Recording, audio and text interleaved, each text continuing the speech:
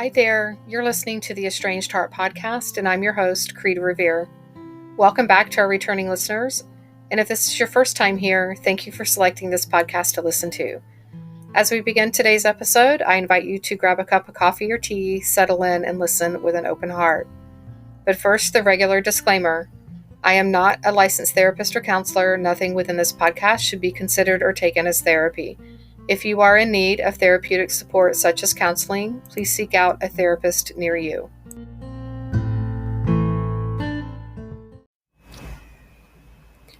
Hi there.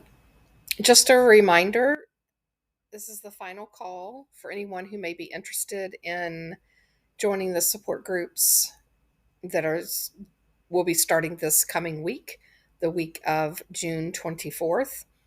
If you are interested in joining one of those Zoom support groups, please email me so I can get the application out to you and we can take care of all the forms and registration pieces, payments, things like that, before these groups are slated to begin. There will be a group on Wednesday evenings at 7 p.m. Eastern Time for Reconciled Moms, and a group on Friday at 10 a.m. for estranged parents, for mothers. So if you are in one of those categories and are looking for support, please feel free to email me, theestrangedheart@gmail.com. And if you're looking for coaching support, I have openings for the month of July. You can email me about that as well, or reach out through the website, which is theestrangedheart.com, or email theestrangedheart@gmail.com. So with that being said, we'll move on into today's episode. Hi there. Today's episode is titled The Things Estranged Parents Grapple With. And this will cover some things that I've noticed over several years of coaching estranged parents, supporting estranged parents in support groups, both through Zoom and online. And these are reoccurring things that are brought up often by estranged parents.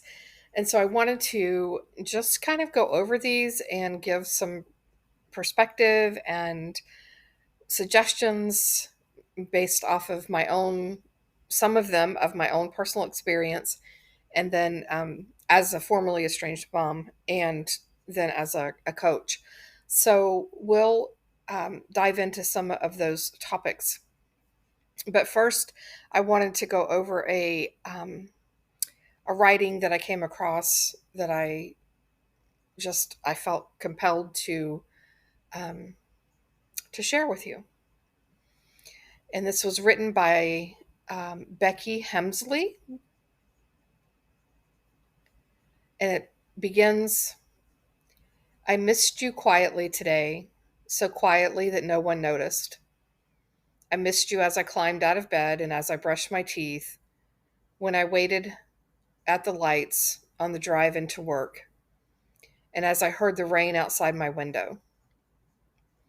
I missed you as I ordered lunch and as I kicked off my shoes when I got home, as I switched off the lights and climbed into bed for the night. I missed you without tears or noise or fanfare, but oh, how I felt it. I felt it in the morning, at lunchtime, in the evening, and at night. I felt it as I woke, as I waited, as I worked. I felt it at home, on the road, in the light, in the dark, in the rain. I felt it in every one of those moments, each one sitting heavier and heavier as the weight of me missing you kept growing and growing. Yes, I missed you quietly today, but I felt it so loudly."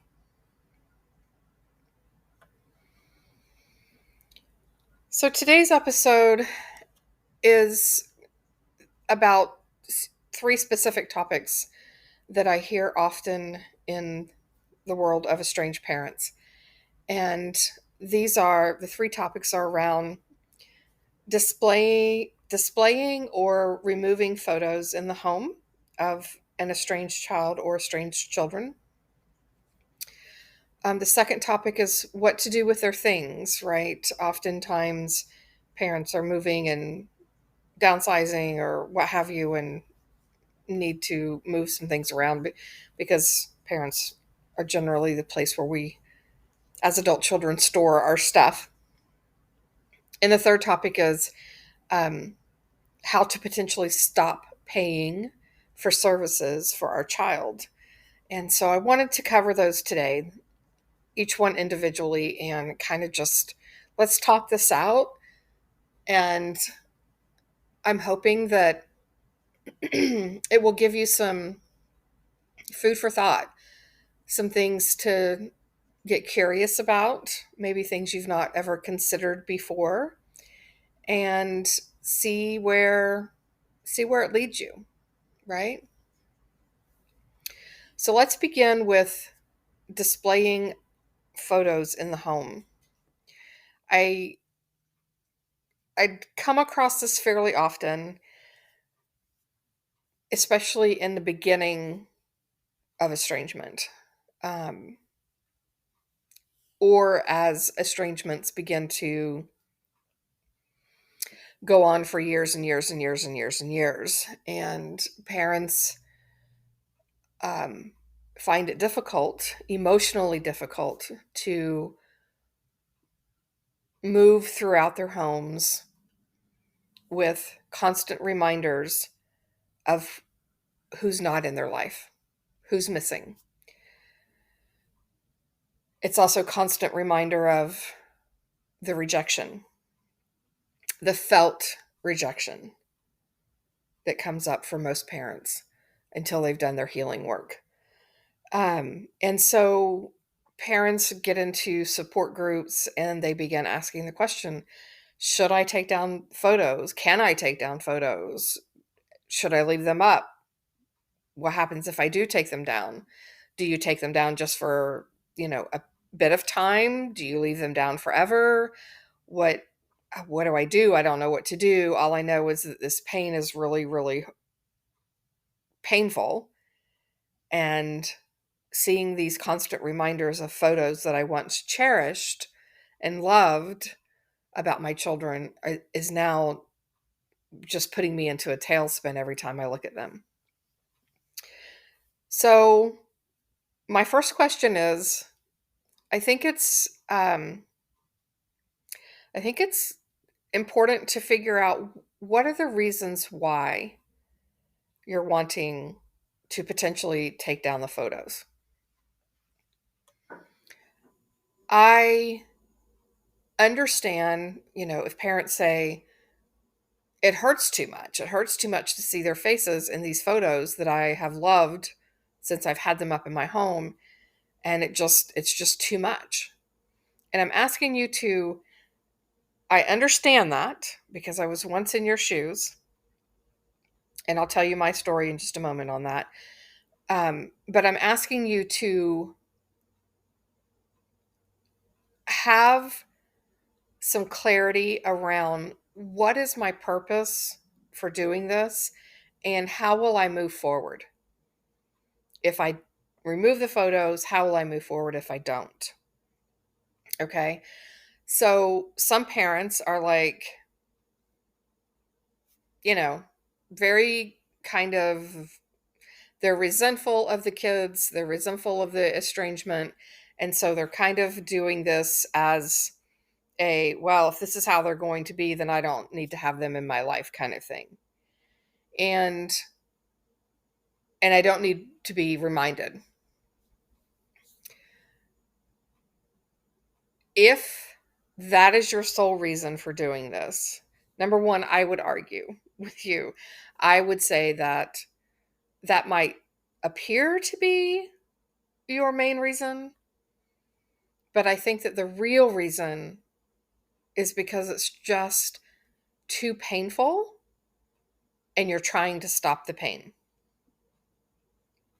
Okay. And it's coming across as I don't care. I don't give a shit. Let them do whatever the hell they want to do. Just leave me alone. That kind of thing. I'm always, always talking about what's beneath the surface. So get beneath the surface on why you're wanting to remove these photos. Um, Another question to ask is, what is your capacity to manage your emotions? If you are in the throes of a deep depression, and taking those photos down might help you get out of the trenches of depression so you can begin to manage your emotions a little bit better, then that's something to consider. If taking all of the photos down is going to spiral you and send you deeper into depression, that's something to consider, right? If you're in therapy, it's a question that I would bring up to your therapist and say, I don't know how this is going to make me feel. And maybe one of the things to do is to take down, you know, take the photos out of the main areas of the home and just have them in a different room, or, you know, down the hall as opposed to in the living room where you sit most of the time, kind of thing. So there's some things to think about with that.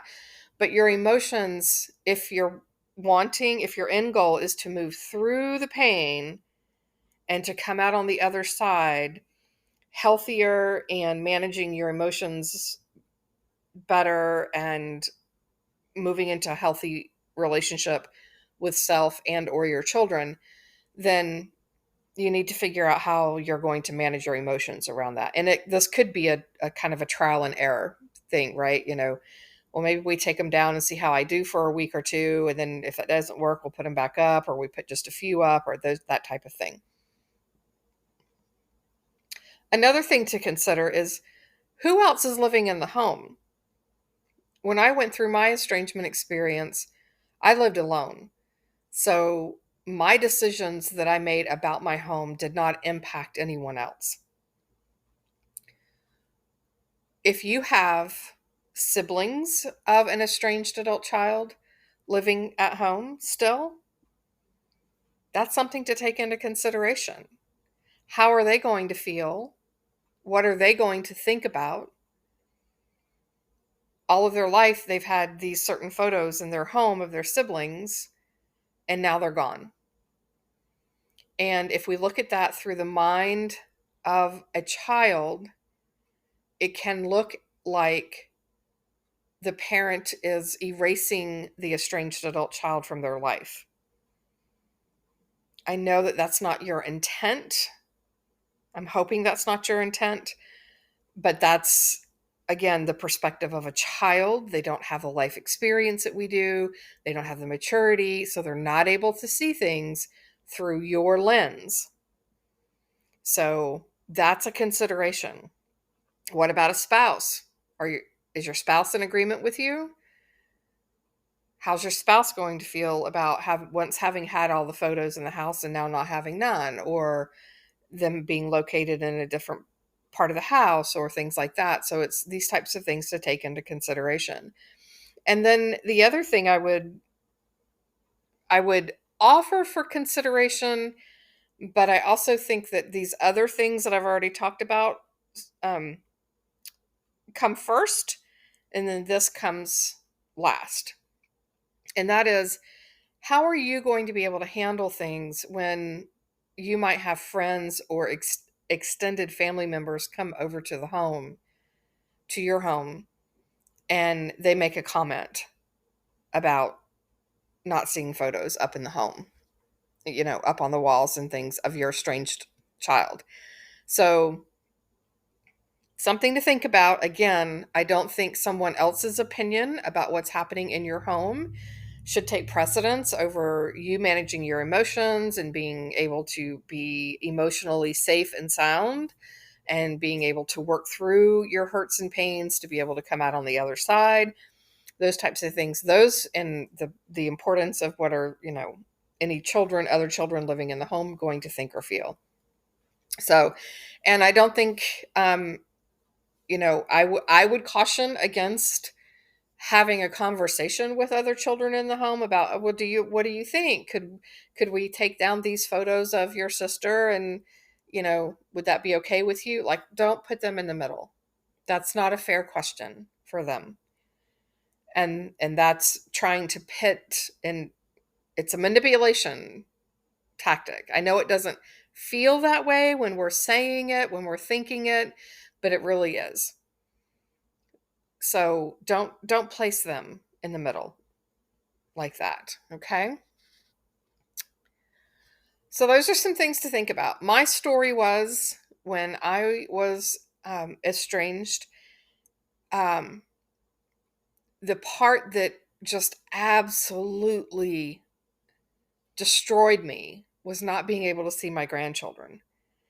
And so I had lots and lots of photos of my grandkids up in my home.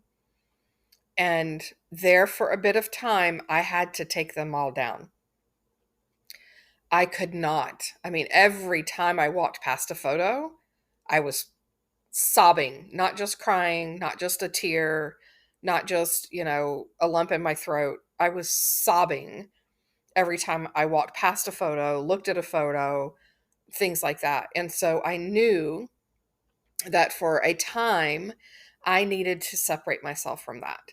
So I talked about that from with my therapist, and that was what I determined was best for me. Again, I lived alone, no one else was impacted. Nobody came to visit me, so I didn't have to worry about friends or family coming over, extended friend, family members coming over and seeing anything or making any comments. So it was a little easier for me. I did get back to a place where I was able to put up slowly, like one photo of each person in my home. And then, from there, things were easier, but that's kind of where I was at with things.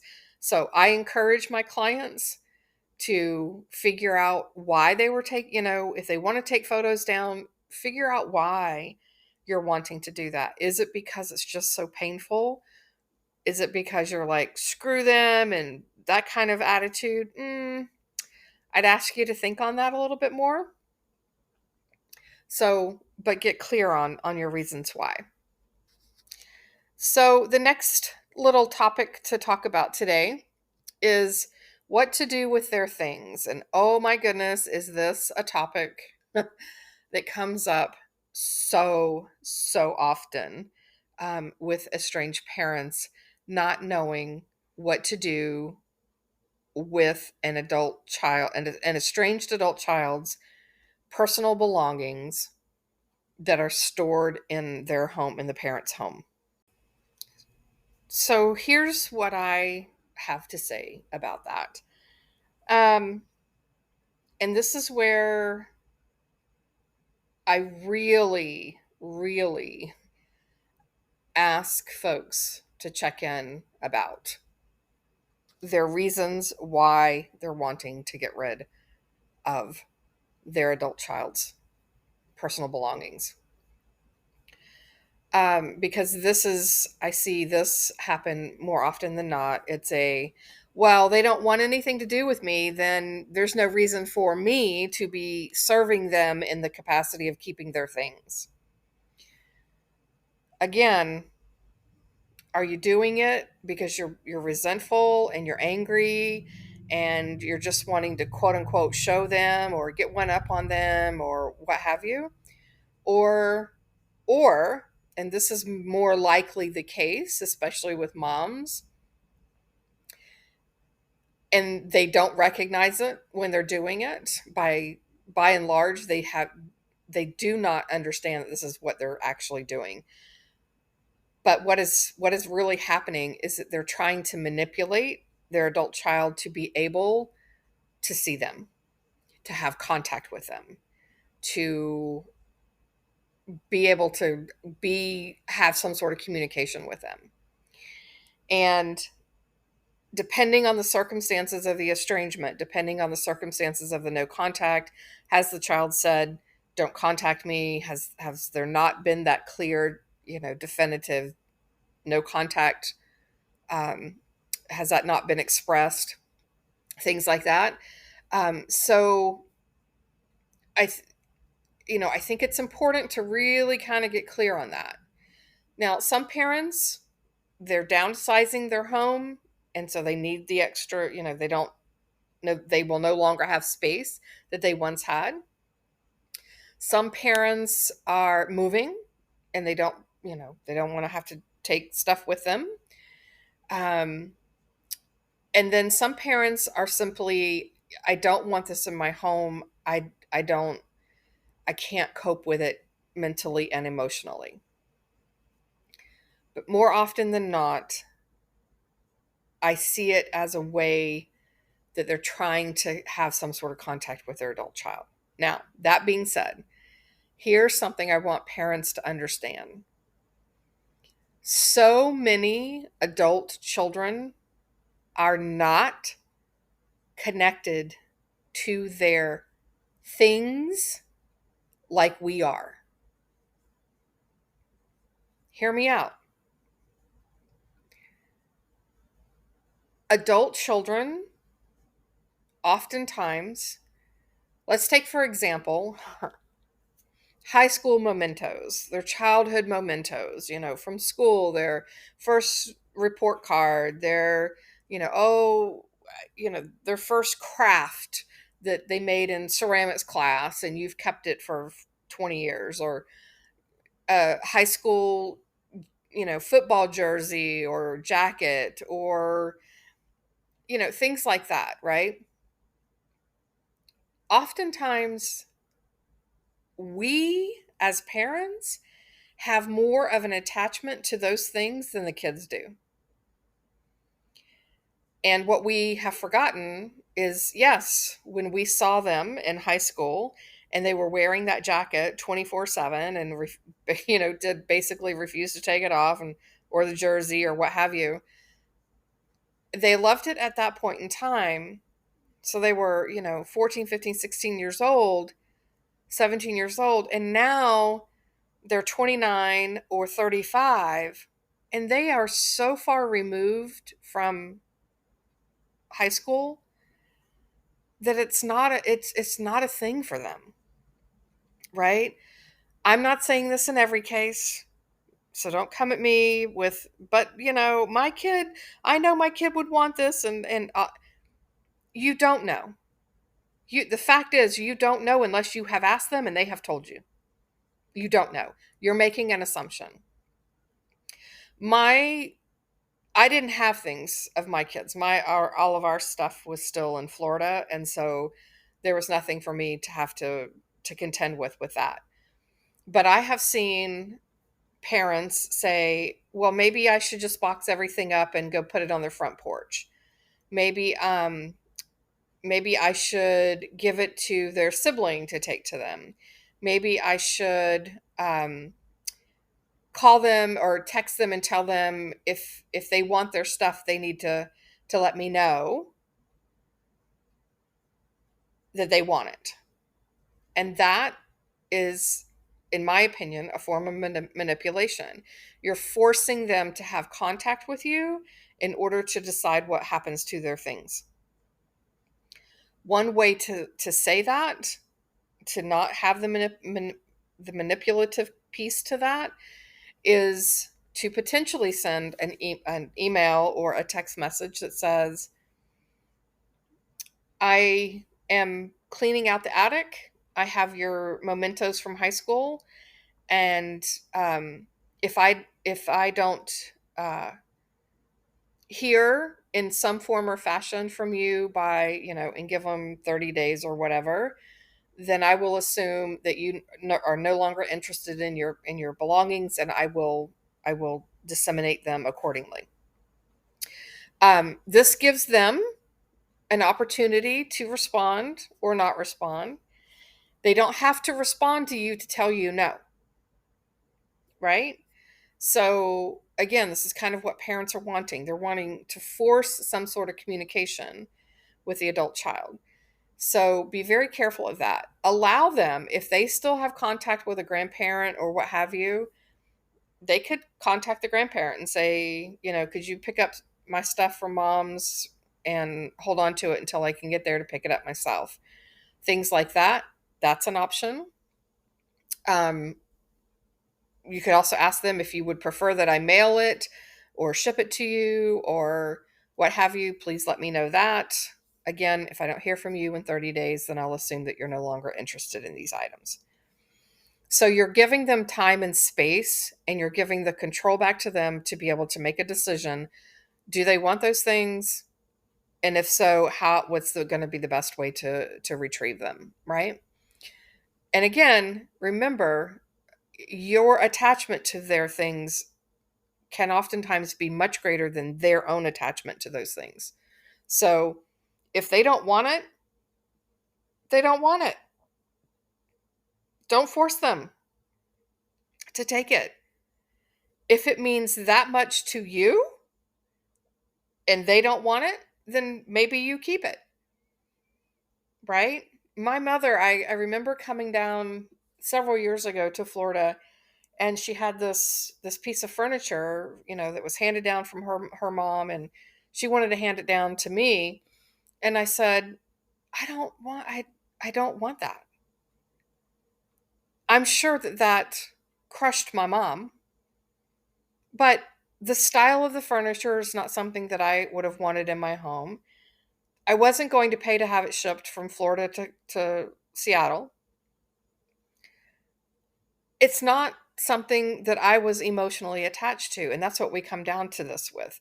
It's emotional attachments that we have to things. And our kids are oftentimes better at releasing those things and not clinging and hanging on to things as we once did.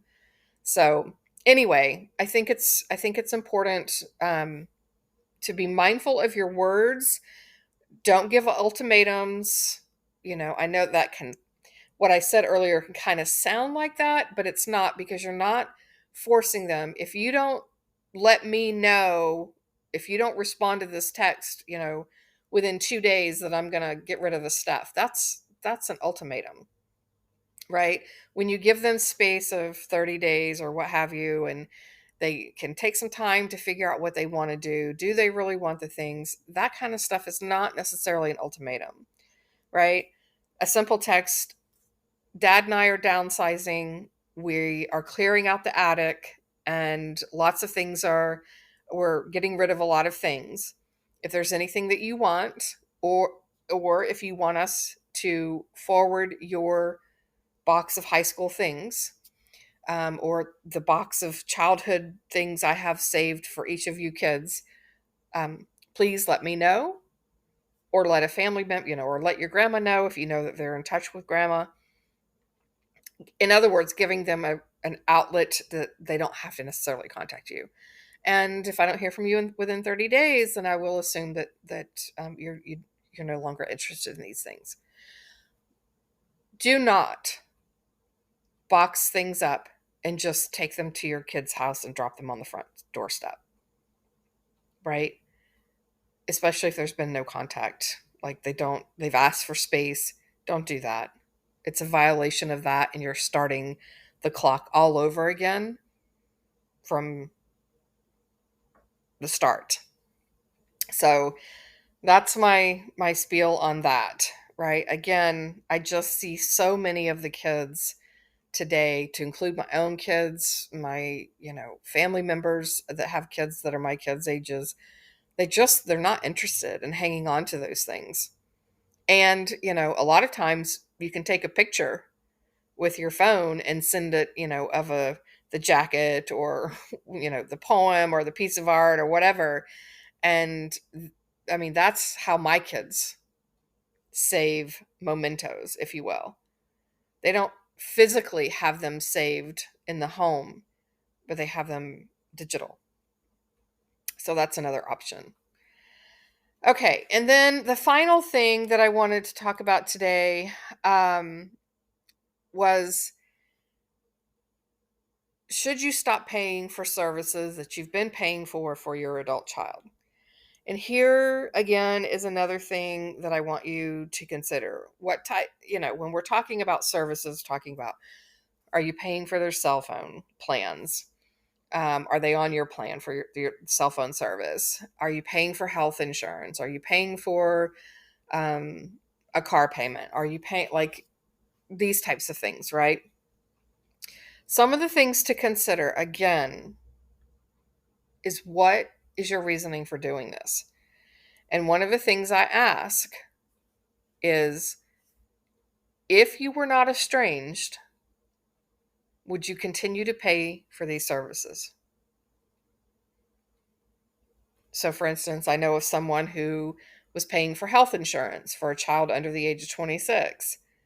And they were like, well, fine, if this is how they want to be and they want to exclude me from their life and they have no need for me, then by God, I don't need to pay their insurance. And I that didn't set well with me. Number one, we're talking about health insurance. We're not talking about a cell phone. We're talking about, do they need that coverage? And would you still be willing to pay for that if you were not estranged? And if the answer to that is yes, then my guess is that you're doing this as retaliation. And that's not the message we want to model to our children, right? Our children watch what we do, not necessarily what we say. Okay? They're following our behaviors. So, another question to ask yourself is my MO, has my MO always been that I express my love through paying for things and or buying things for my children? So I see this a lot with boomer and Gen X parents, right? It's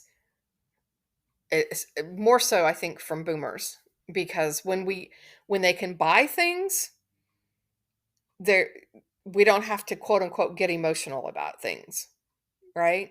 And that's where I hear a lot of boomer parents are saying, well, I sent them to the best schools and I bought them their first car and I, sent them we went on all these fancy holidays and vacations and, I paid for their gap year for them to travel the world and I gave them things, things, things, things, things. And that was the parents' way of saying, I love you. So your child has become accustomed to receiving love from you via money. And so when you stop paying for those services, when you cut off the cell phone, you take them off of your insurance, you take them out of your will, you're doing all of these things where money is involved. Basically, the message you're sending to them is, I don't love you. That's how they are interpreting it, because that's been the message they've gotten subconsciously their entire life. And that is why you see so many children coming back, quote unquote, just to get the money.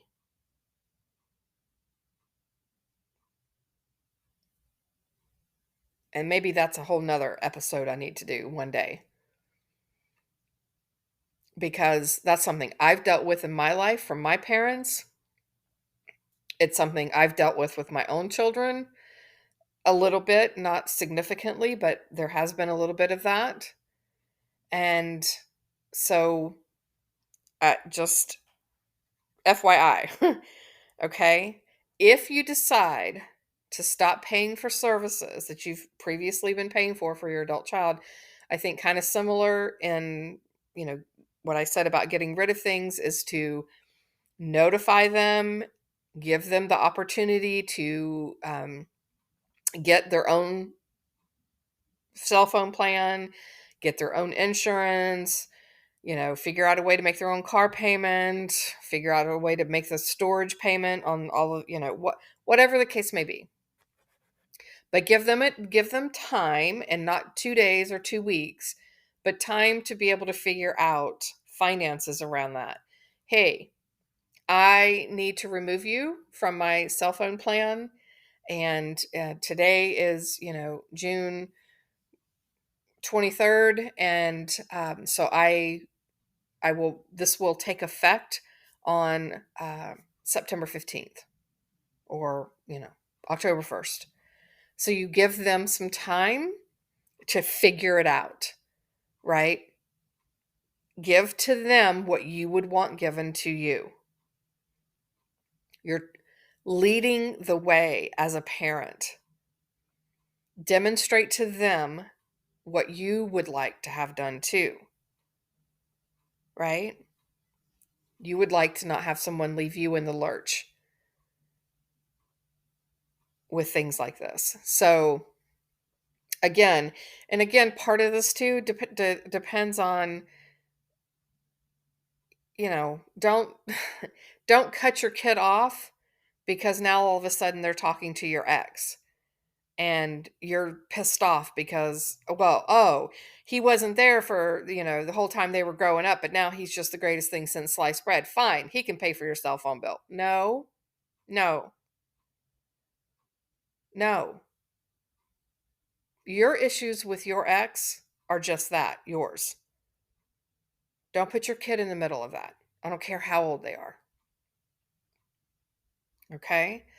So take into consideration their age, what is their financial ability, how important is this bill. Today cell phones are a necessity. Back in the day, when cell phones first came out, it wasn't a necessity. It was kind of a frivolous thing. Today it's a necessity for safety reasons and all sorts of host of other things. So think about these things. Think about your reasons why you're wanting to do them. What has been your MO, meaning method of operation, as far as displaying love, expressing love to your adult child? Because if it's been to show it through money and you cut that off, that's the message they're going to get is my parent doesn't love me anymore. Okay, the underlying message. So I think that I will leave it here for today. And if you're dealing with these types of things and you don't know what to do, you're looking for some kind of support, you feel really frustrated and not knowing, you're kind of standing there in the center and you can't go right, you can't go left, you can't go forward, you can't go backwards, and you would like some support, feel free to reach out to me about my coaching services or support groups. There's also the Facebook support group that I facilitate. If you're interested in any of those, feel free to email me, theestrangedheart@gmail.com. Until next time.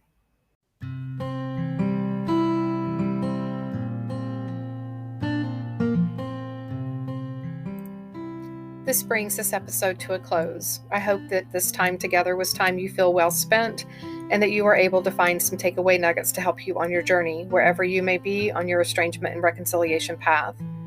If you feel you've received something helpful or positive from this podcast, please consider following us, sharing this podcast with others, leaving a positive review, perhaps entertaining becoming a guest on our show, or following us on social media, on Instagram, Facebook, and TikTok under the same name, The Estranged Heart.